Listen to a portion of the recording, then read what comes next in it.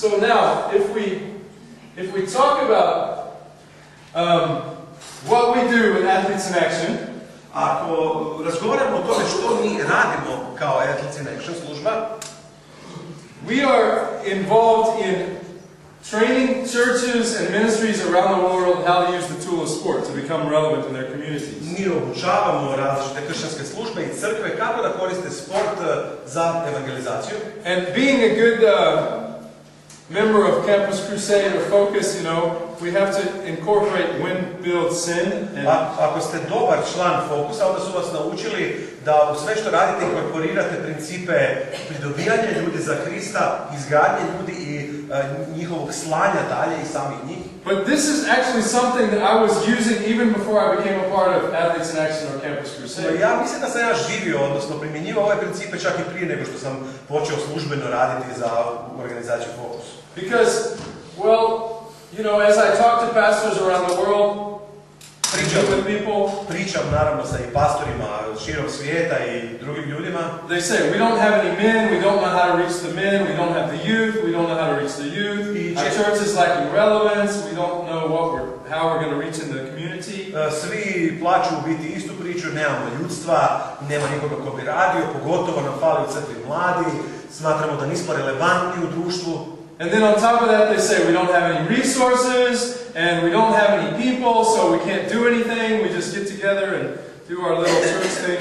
Dakle, i bez nekakvih posebnih resursa i ljudi, onda se samo nalazimo i održavamo crkvu tako kakva je. How are we ever going to accomplish the Great Commission? Kako ćemo ikada ispuniti ovo veliko poslanje? To make disciples. Da bi druge činili učenicima. Because they're so inward focused on just surviving, on just getting by, on just having enough. I mnoge te crkve s kojima sam radio su usredotočene samo na sebe, kako će one jednostavno preživjeti u ovom svijetu. And, well, it comes down to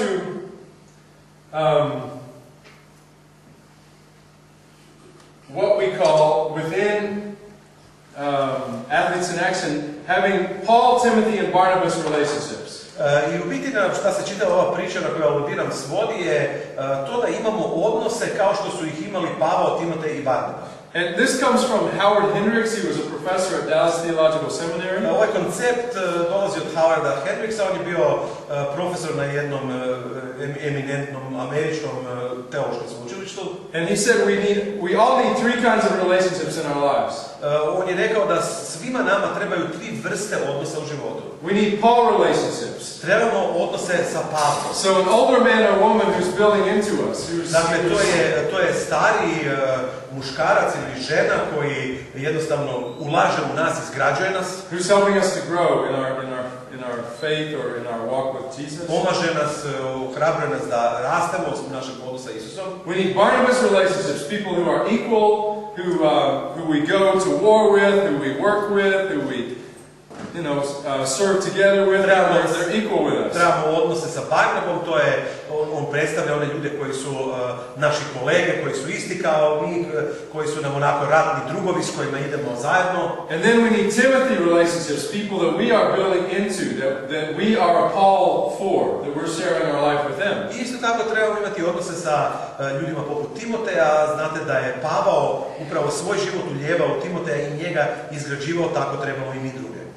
And so when it comes down to fulfilling the Great Commission, when we talk about how does this happen in a church, it's simply making these relationships intentional.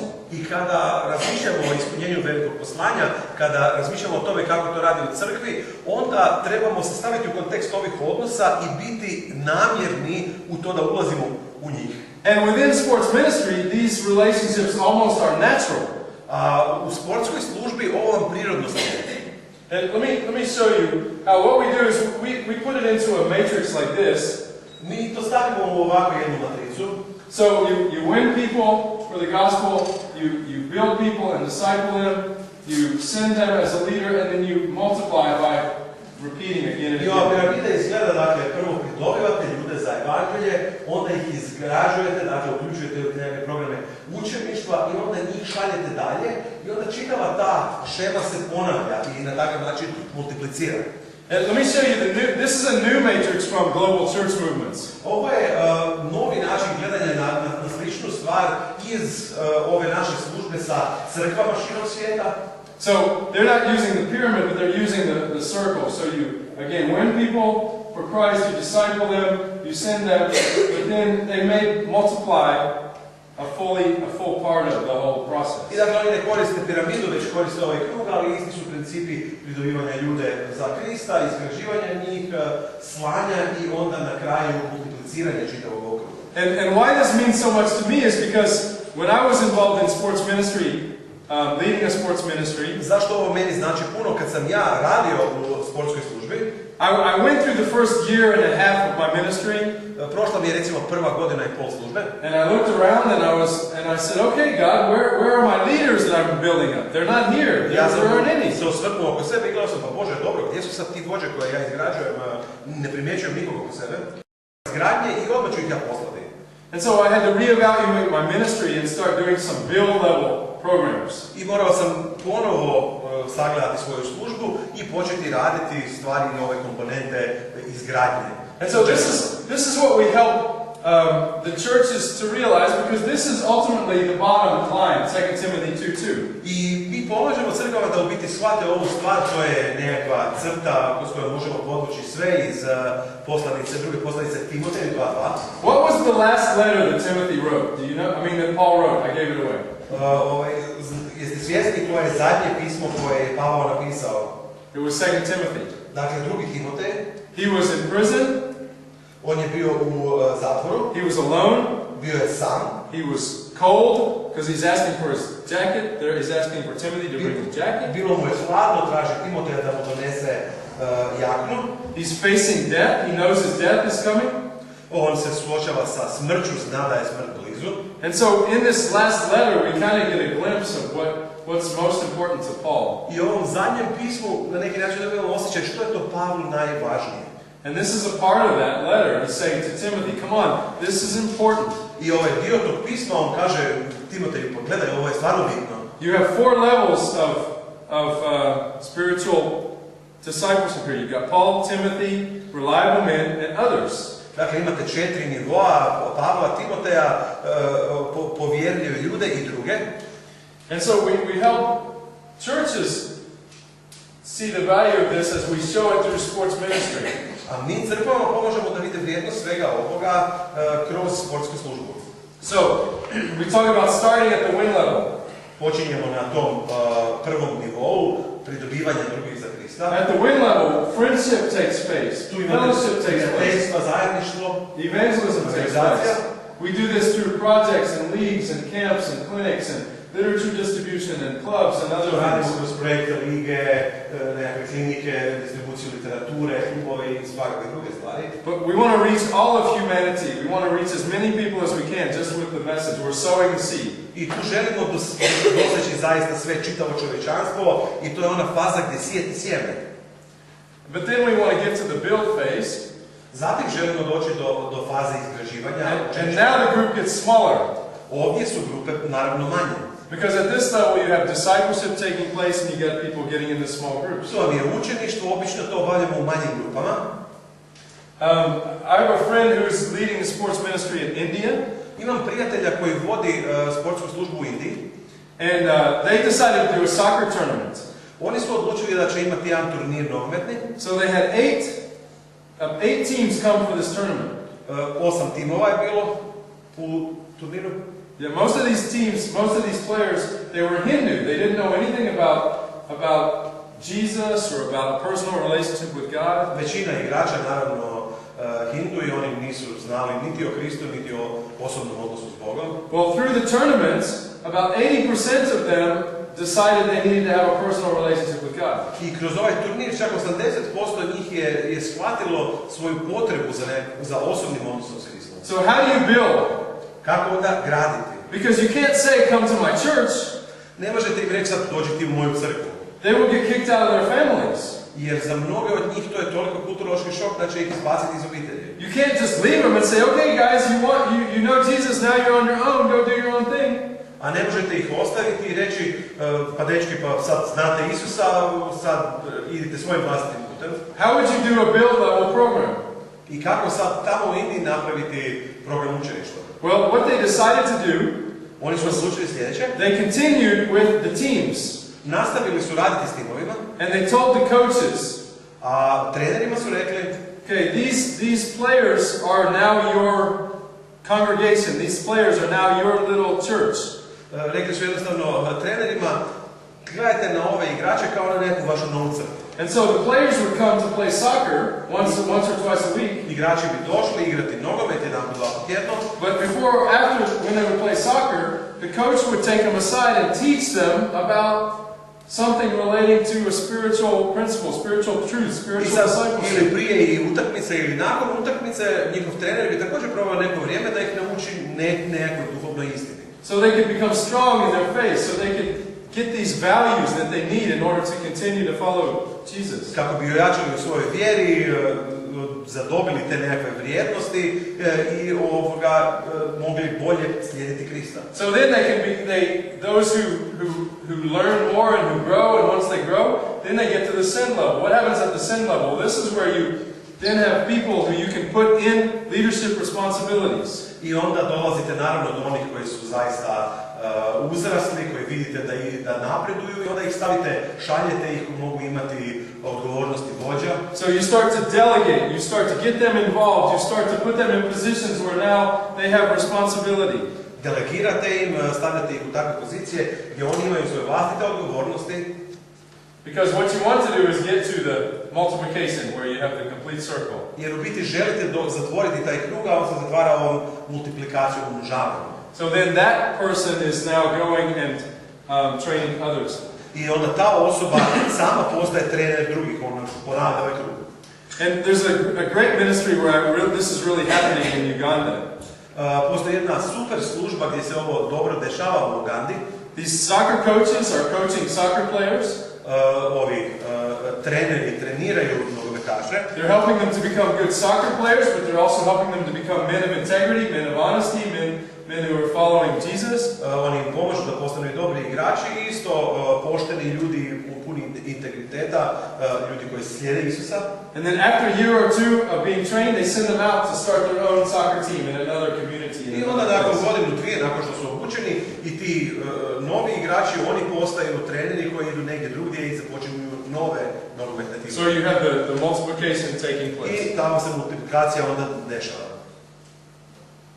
So the idea is that as we train churches, as we train ministries in this, Ideja je da dok učavamo i različite kršćanske službe i crkve u ovome, that they begin to understand da oni počnu razumijevati the tool that they have in sports ministry, oruđe koje imaju kroz sportsku službu, how it can be used to become relevant in their own community, kako mogu to oruđe iskoristiti kada postanu relevantni u vlastitim zajednicama, how it can be used to become relevant in the lives of people who play sports and who love to play sports and also want to serve God. Da oni postanu relevantni u životima ljudi koji su oko njih, koji također igraju, bave se sportom i čiji dio života žele postati. And how it can be used to build God's kingdom and to start bringing communities back.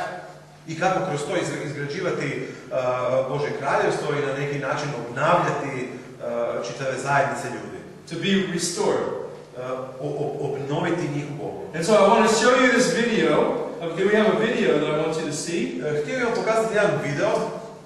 And then after this video, we're going to open it up for some discussion and comments. But this video, možemo malo prodiskutirati da date svoje komentare. Okay, the video is in Dutch, so you have to watch the subtitles. Ovaj video je na nizozemskom, pa ćete morati malo čitati podnapise. But this was a special that was done on the Dutch television. Ovo je bio jedan posebni prilog koji su napravili na nizozemskoj televiziji. And we started working with this church about 5 or 6 years ago.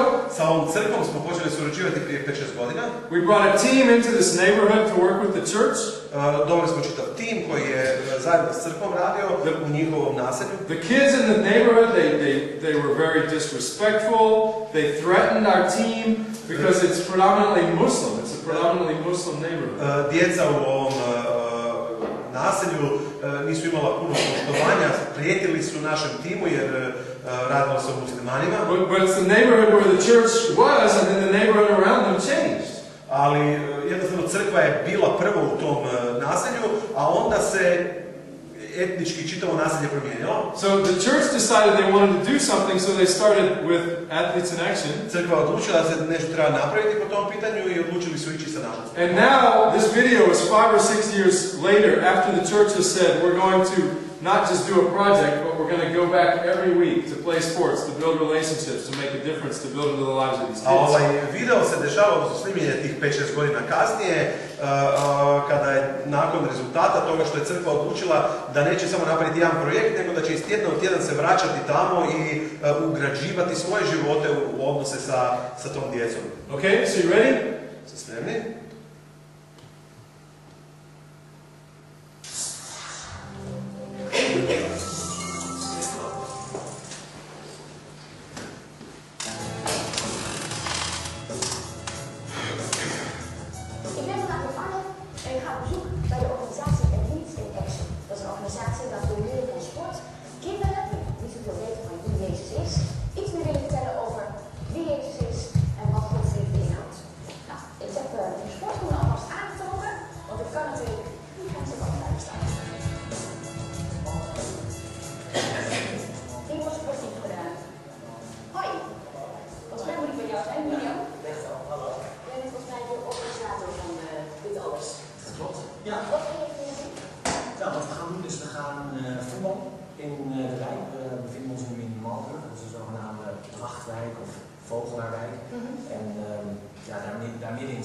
Staat onze kerk en we vinden het leuk om als kerk iets te doen voor deze wijk.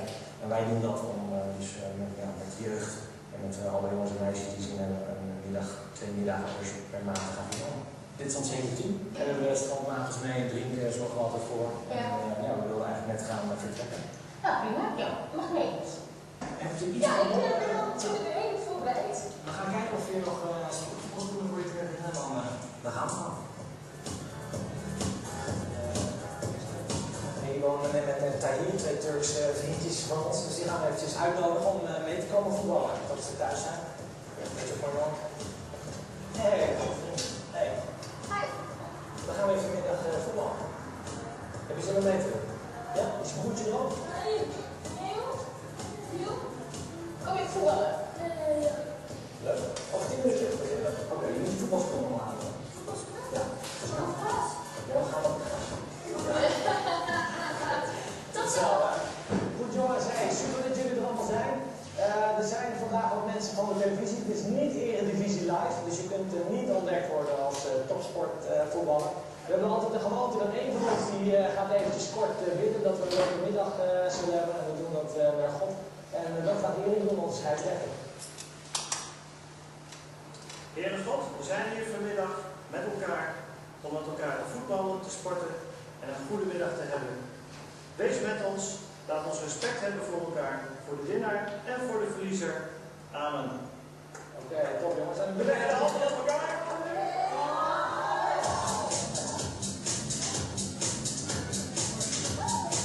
We hoeven niet per se hele grote activiteiten te organiseren. Je hebt 4 pionnen, 10 hesjes en 3 mensen en de bal nodig. En dan kun je gewoon echt een leuke middag gewoon met z'n leven.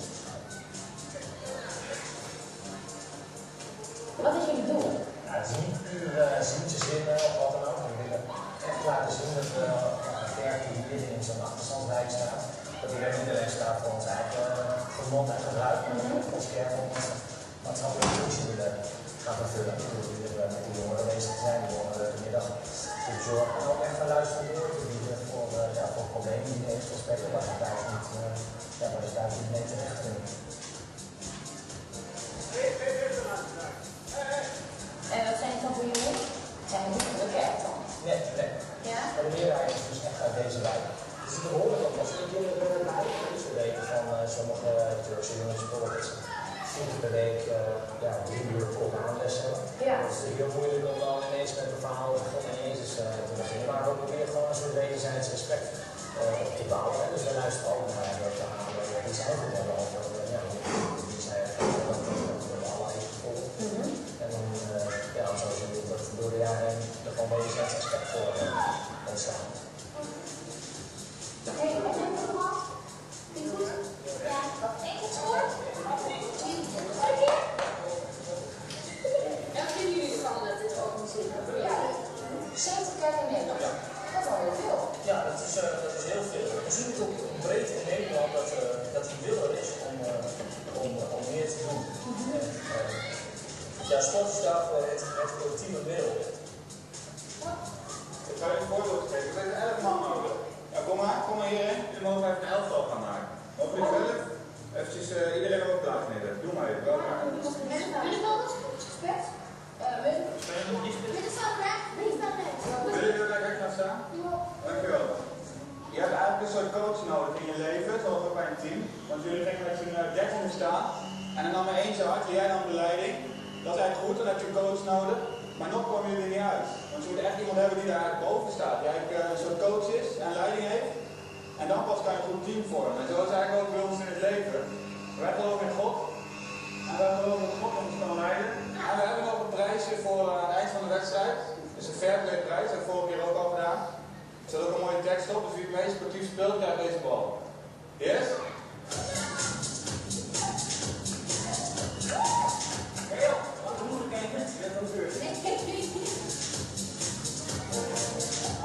Het is een action die wil graag dat we kerken zijn op de plaatsen waar mensen Jezus nodig hebben. En die plaats is vaak niet in de kerk. Er zijn 10 miljoen mensen in Nederland die naar sporten. Dus de plaats bij uitstek om die mensen ontmoeten is op de sportveld. Daar kunnen wij ons leven leven en kunnen wij ook delen van wat van ons gegeven is. Welke sportief zou de bal krijgen? Er staat een mooie tekst op, gooi je aan weer.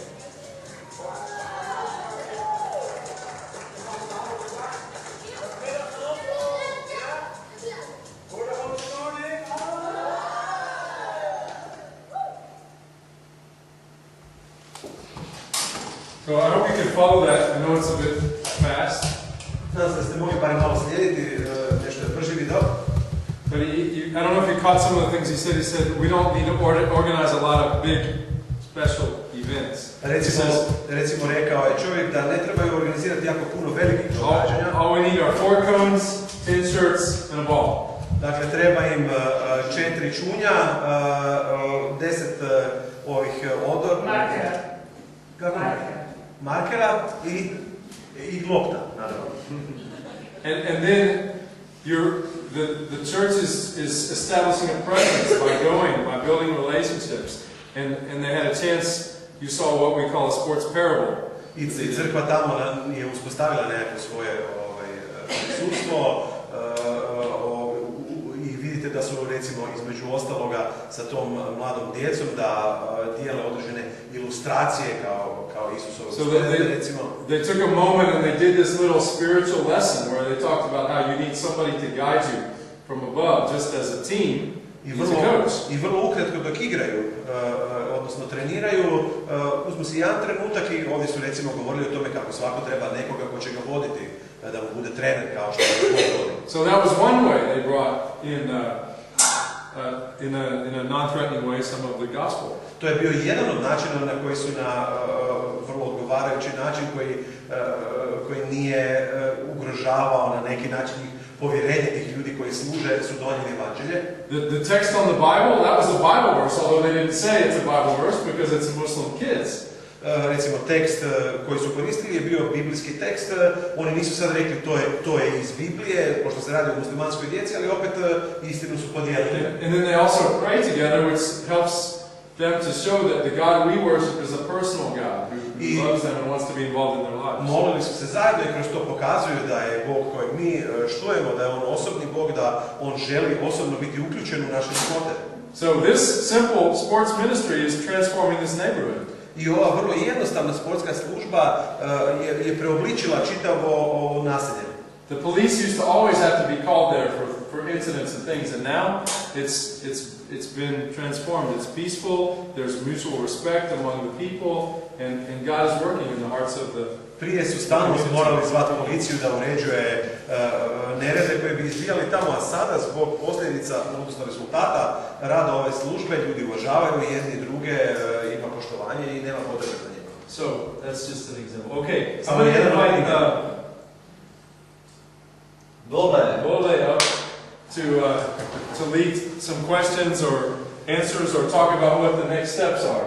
Ja bih pozvao Boleta sad da nas povede u ovom vremenu gdje možete pitati pitanje i možda da vam čak i objasni koji su potencijalni sljedeći koraci. Pa evo, možda prvo da dam priliku vama, ako imate nekakve pitanja vezano za ono što je prezentirano, možda možemo prvo na ta pitanja odgovore dati. Da li imate nekakvo pitanje? Imam ja, gospodin je prije nego što smo počeli, on je rekao da je ovaj način drugčiji u Nizozemskoj nego inače u svijetu, gdje se oni bave više tim stvarno profesionalcima. I ja kao sudionik Nogometne akademije, oni također imaju uključeno psihologa u sport, međutim taj psiholog čisto rasterećuje te ljude pritiska da bi oni postigli bolje rezultate.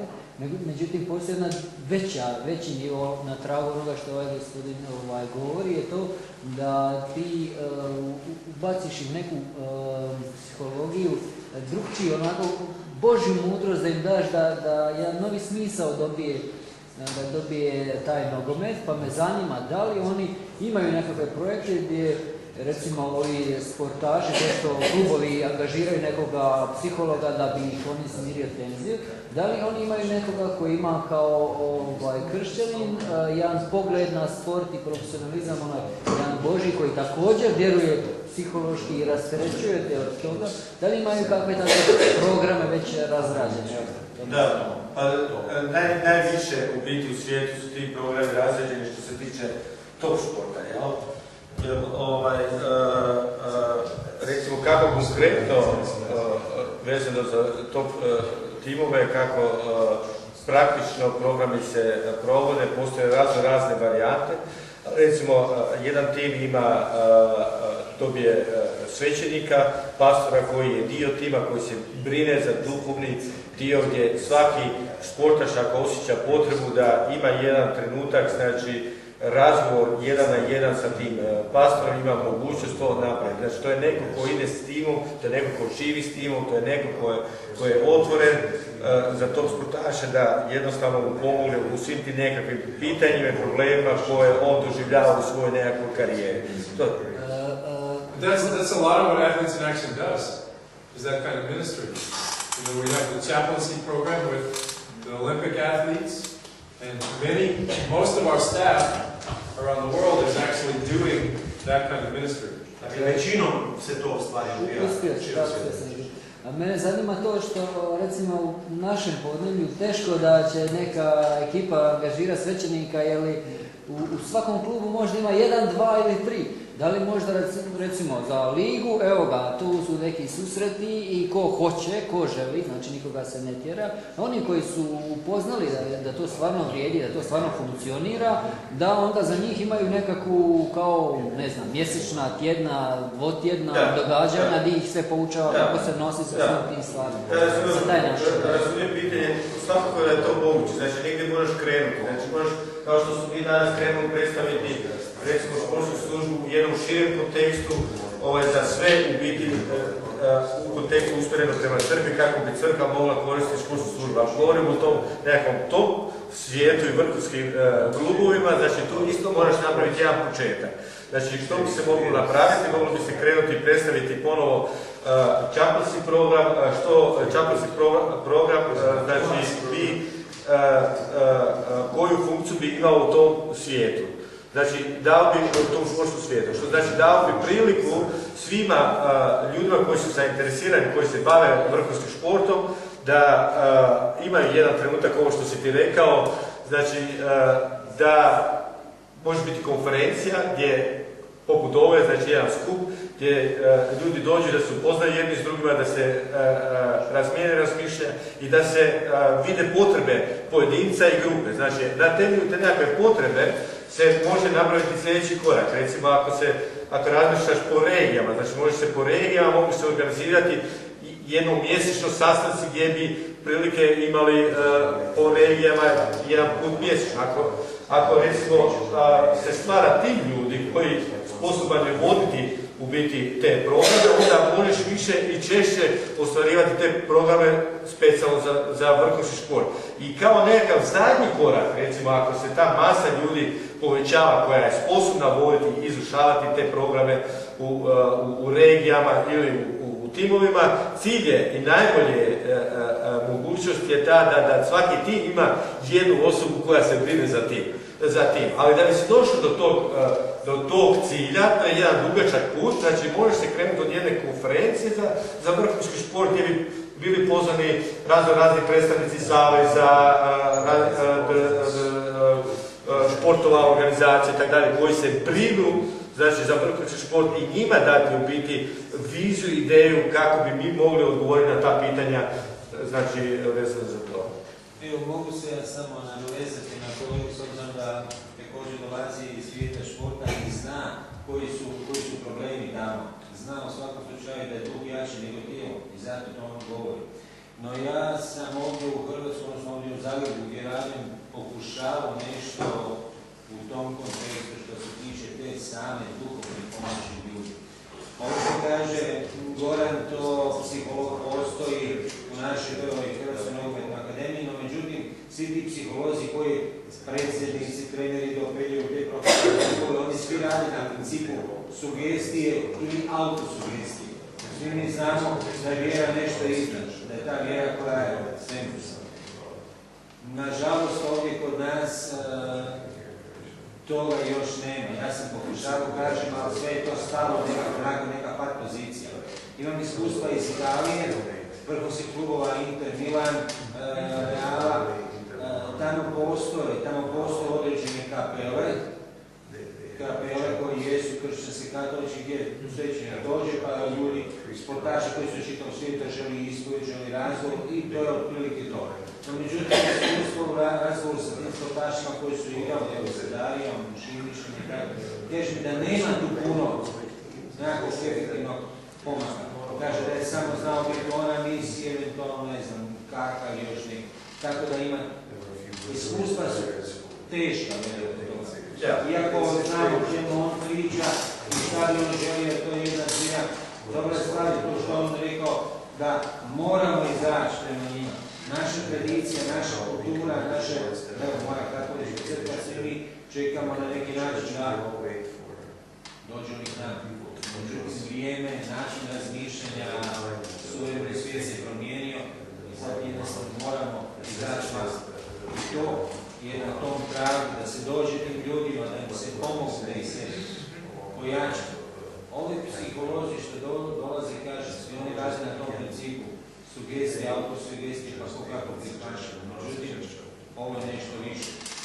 Kaže Sveti Pavao, tijelo je slabo, a ne se duh tijela. Da, ja se u potpunosti slažem s tobom. I to je, recimo, mi tokom olimpijada imamo isto, recimo, grupu ljudi iz različitih zemalja koji dolaze tamo brinuti se baš, znači ne u tom psihološkom kontekstu, nego baš u duhovnom kontekstu za tog sportaša. Ali to je jedna olimpijada, jedno veliko događanje, to je jedan trenutak. Ali kad govorimo o vrhunskom sportašu koji bi duhovno se trebao izgrađivati i ojačavati u tome, da duhovno znači raste i da dođe do to, znači taj proces što smo vidjeli da znači kako se pridobiti, znači u tom trenutku da sportaša, da ga pridobiješ na taj način, to znači osvijestiti ga da duhovni element je važan za njegov život. Što znači, to je prvi korak. Drugi korak, ako taj sportaš kaže da, ja imam potrebe i želim se napraviti drugi korak, želim se izgrađivati u tome, rasti u tome. Tu je ono što mi moramo program stvoriti kako tom pojedincu kontinuirano dati informaciju, znači dati program, voditi ga kroz program da on stvarno može rasti duhovno i da dođe do tog nivova, znači da postane toliko jak, da bi on došao u fazu, da bi on počeo svjedočiti u svojoj sredini. Ako smo to postigli, onda smo u biti postigli smisao svega toga. There are good Bible studies written by Athletes in Action that are designed for helping an athlete to become a better follower of Christ, to become a better man, to grow in his character and his values. So I think some of those things could be translated into Croatian and would be useful. Here, there's also programs like Ugobalu. Dakle, Jonathan kaže da Athletes in Action kao služba već imaju jako puno biblijskih proučavanja koja su baš zato napravljena da bi u učeništvu izgrađivala te sportaše, da bi pokrili određene teme, unapređivali svoj karakter i način na koji shvaćaju i slijede Krista. There's also a coaching program called Ugobalu that comes out of Africa. Postoji također program za treniranje ljudi u Ugobalu, to je neka afrička riječ, dolazi iz Afrike. And the idea is that if the coach can realize that his player is a spiritual being, a physical being, an emotional being, a psychological being. I ideja tu je da pokušamo osvijestiti trenere u to da ljudi s kojima rade, da oni nisu samo fizička bića, nego i duhovna, emocionalna i osjećajna i tako dalje. And the coach can help his player to maintain stability and grow in those areas, then he's going to perform better on the field because he's acting as a whole person. I onda se uči trenere da ako mogu pomoći tom sportašu da raste i kao što sam ja u uvodu govorio da izbalansira sve te aspekte svog života, onda će on naravno biti bolji i kao igrač na terenu. Yeah, so there's all of that. Plus, Athletes in Action has a program too where they come in and they work with a sports federation or the Olympic athletes of a country. Također ima program gdje Athletes in Action radi ili sa nekakvom sportskom federacijom ili kad se dešavaju nekakve veći događaje kao olimpijske igre. And they also talk about the ethics of sports and how to be a man of integrity and how to play, in a way that doesn't compromise your sporting ability but allows you to perform at the highest level. I govori o etici sporta i to kako da igrate, a da u biti ostanete osoba od integriteta, a da možete biti sportaš najvišeg nivoa. Jasno. Ovo što ste vi prvo rekli, mislim da je ključni trenutak i ovo što na tragu što Goran razmišlja. To svjedočenje prvo za pridobiti. Ako neko došao iz svijeta sporta, iz nogometa, i ako on pozna taj pojam frustracije, poraza, ako pozna pojam dobitka, ako pozna pojam gubitka, sve te stvari, ako on može sažeti, pa da on to svjedoči prvi. Ovaj drugi korak će biti sasvim bez problema odradi. Bit svega ta vjerodostojno svjedočenje. Stvarno su poput, ako dođe sportaš koji je prošao sve to, pa kaže nekom, onda je dovoljno te. Pravo mi se na pitanje. Samo trenutak da govorim ovdje, znači na tvoje pitanje postoji, kao što si čuo, postoje programi, ono što možemo pomoći, možemo da se ti programi prevedu, da vidimo kako se programi mogu primijeniti. Znači ovo što ste vi rekli u toj fazi, znači vidjeti kako se može napraviti ponovo program, da se započne sa tom prvom fazom, i ovo što ste rekli, znači postoje određeni programi vjerojatno koji se već koriste, znači mogu se usporediti, nadopuniti, ojačati i primijeniti u različitim područjima, ali to možemo sve znači napraviti na temelju, ovo je početak, znači na temelju odnosa, razgovora možemo znači dalje napraviti sljedeći korak, možemo ga definirati. Meni je zanimljivo zato što započeli ste razgovor sada recimo malo na višem nivou nego ono što sam očekivao biti da ćete razgovarati, znači o tom nekakvim profesionalnim sportašima. Ono što mene najviše zanima je recimo taj rad možda ovako sa djecom, zbog toga što imao sam prilike da ću vidjeti kroz svoju djecu kada su oni bili uključeni u razne sportske klubove, da postoji tako spokojni gdje ima 100, 200, 300, 500 djece, znači u tim klubovima koji apsolutno nemaju nikakav pozitivan upliv. Mislim, to je stvarno bilo grozno vidjeti kako ti njihovi treneri njih poučavaju, bar sam prvi sam tu sam bavio gospodinom. ja sam čuo za svakakve riječi tih trenera, da su ta djeca idioti, da su konji, da su debili, da su ovakvi, da su onaki, mislim, to je nevjerojatno, mislim, to je čudno ovako zvuči, ali to je bilo strašno, mi smo morali djecu izvaniti van iz tih klubova. I mene bi zanimalo, da li postoji mogućnost, znači, pošto će vjerojatno biti puno teže doći nekakav veći profesionalni klub, možda ovakve neke manje, recimo, gradske klubove, kao što ne znam, Maravica, Španskog, Šija, ovako neke druge, znači, ima jako puno djece, gdje bi možda braća bilo možda lakše otvoriti i na tu djecu utjecati, jer to su stvarno velike, samo još nešto da kažem, meni je bilo zanimljivo, samo dvije stvari, recimo, mi imamo jednog mladog gospodina kod nas u Crkveni. Ono što on napravio je, on je rekao, ja vidim da naša djeca jednostavno nemaju šta zaraditi. Često puta se igraju se ovako vani na ulici i tako dalje i on je organizirao 10 djece iz naše crkve i svaki puta kada ode s njima igrati nogomet, uvijek je tamo neki nešto još jedno 5 ili 10. I oni skupi točno napravili ovo što su oni napravili. Znači, taj čovjek nema niko poseban niti trening, nema ništa, ali kad ih on skupi, znači svaki puta s njima, ne znam, i pomoli se prije, ako se bilo koje bilo šta dogodi, znači da se može s njima. To je super stvar. I treća stvar koju sam želio dodati je, ponekad možda je teško čekati, znači to da nam neko otvori vrata na takav način. Meni je bilo zanimljivo vidjeti jednog mladog gospodina koji je započeo kršćanski penješki klub. To je u Zagrebu. Penješki klub. Da. I to je super zbog toga što moji dječji svijetu su dio toga i to je super baš ponekad kad ti čekaš da se nešto dogodi, jako je teško, onda je super vidjeti da bilo tko od nas u biti može preuzeti inicijativu i napraviti tako nešto. To me zanima ovo vezi baš ovih tih mlađih. Što evo, mogu vam ja reći, ovo što ste napomenuli, to je sastavni dio, da ne kažem, one devijacije vrhunskog sporta, profesionalizma gdje se takve riječi upotrebljavaju. Međutim, mi imamo svoju katoličku malonogometnu ligu gdje je 50 ekipa, 50 žučka. To je preko 1000 mladih koji se svaku subotu igraju, treniraju.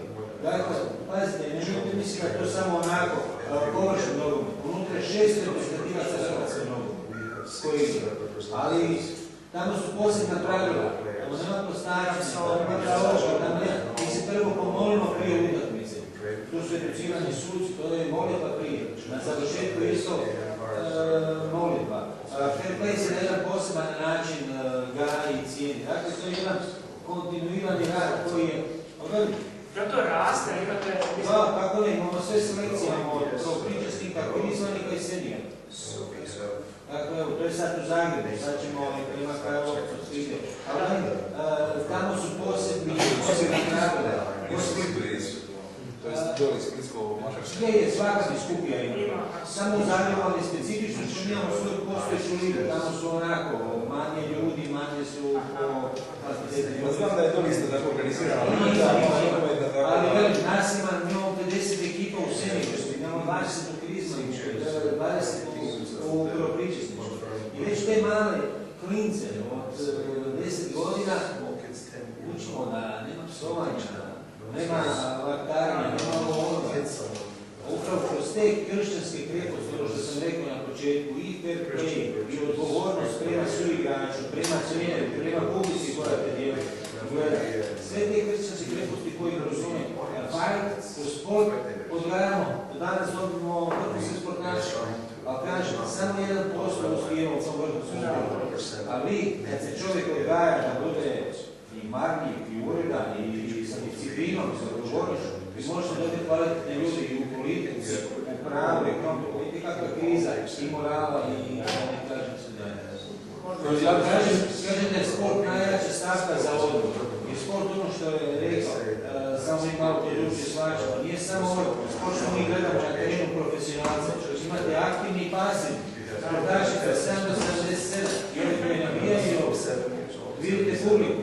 To je kultura naših naroda.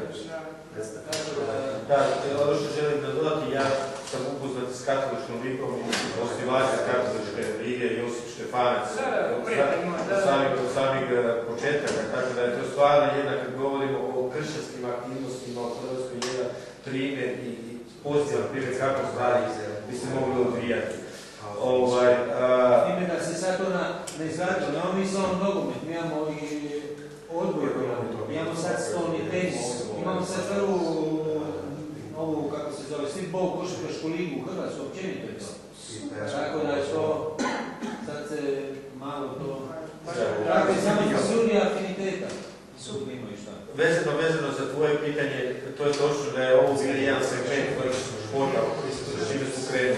Ali ono što si u tokom prezentacije vidjeti da športska služba može funkcionirati u različnim segmentima. Ovdje je recimo fokus od Association, svjetski fokus je na top sport, ali fokus od Association Nizozemske je fokus znači na crkvu pokrene, da crkvu osposobljava, da crkva radi športske službe u okruženju, znači koje funkcionira. Što znači, odgovor na tvoje pitanje, da, može, znači sportska služba može pomoći pojedincu koji želi ostvarivati nekakve aktivnosti, bez obzira kakav je šport, bez obzira kakve veličine, bez obzira na kojem nivou je šport. Znači, ono što je Jonatan spomenuo u svojoj prezentaciji, ono što treba ti samo srce, da ti stalo do ljudi, da želiš doprinijeti društvu i trebaš i lopta da kreneš u biti, da daješ sebi da služiš.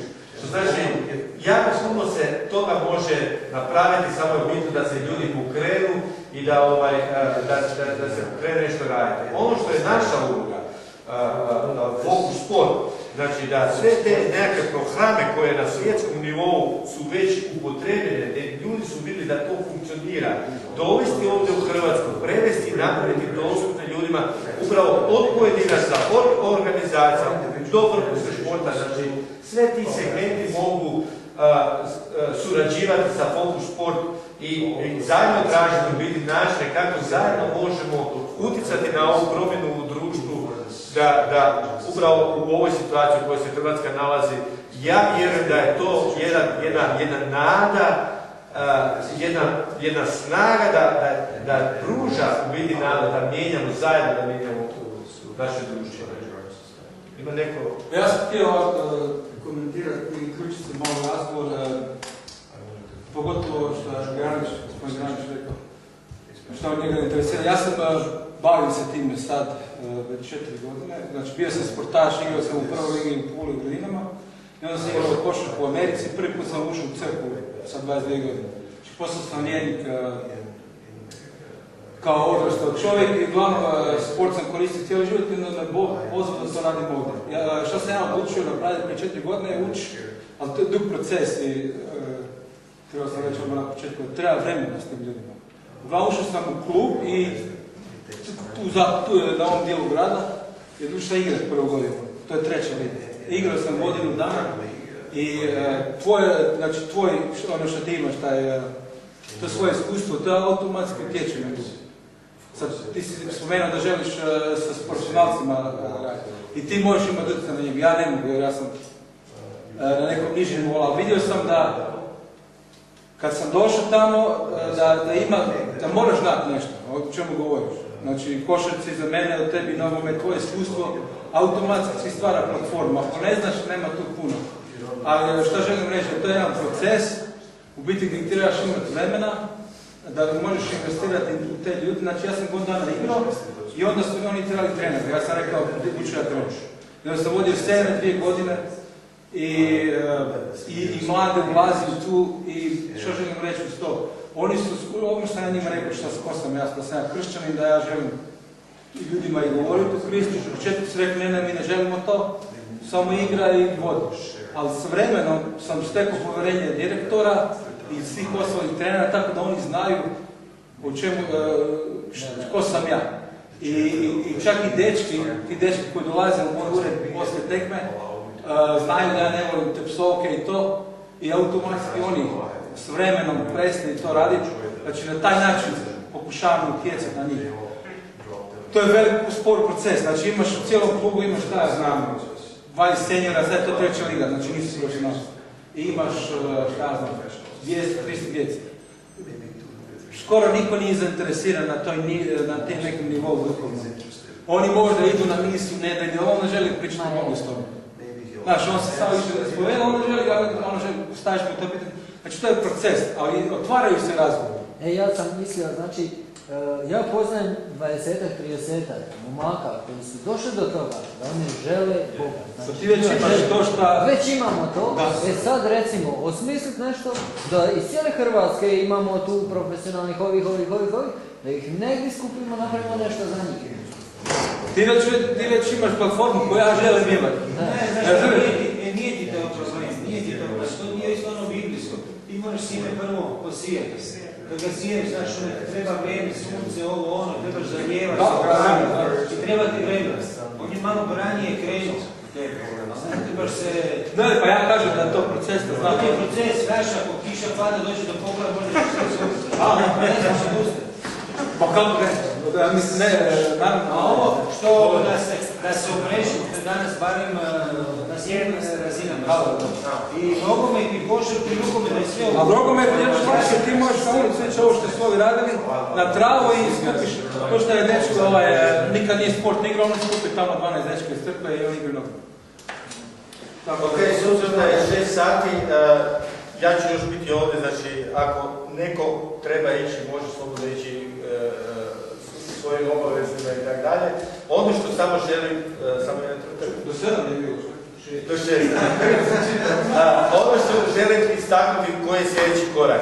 Imamo materijale tu na stolu, ja ću vam dati materijale koji govore upravo o tome što je Jonatan dao prezentaciju. Tamo postoje isto kontakti, znači adrese, telefoni, e-mail.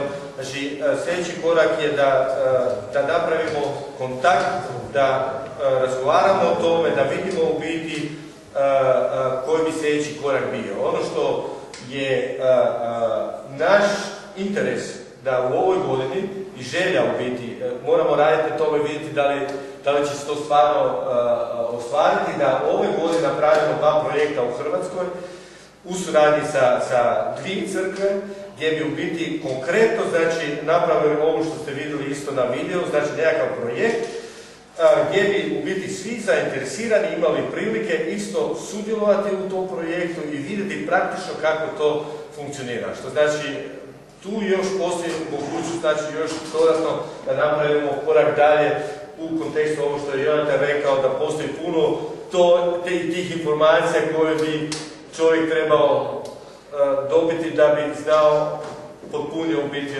o čemu se radi. Ne?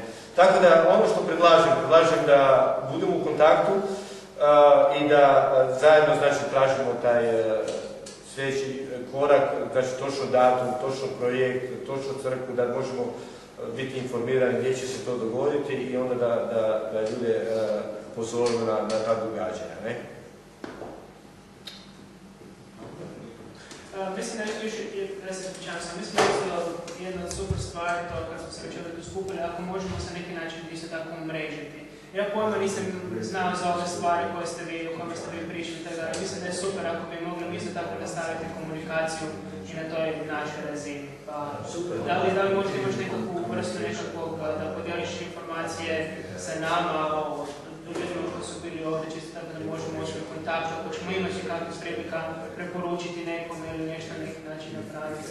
Da, svakako, to nije uopće problem, znači, bez obzira kakvih razmišljanja imate, ideja, potreba, slobodno da ćemo sad materijal gdje postoji moja e-mail adresa, pošaljite mi e-mail i onda ću vam ja dostaviti sve informacije koje su neophodne.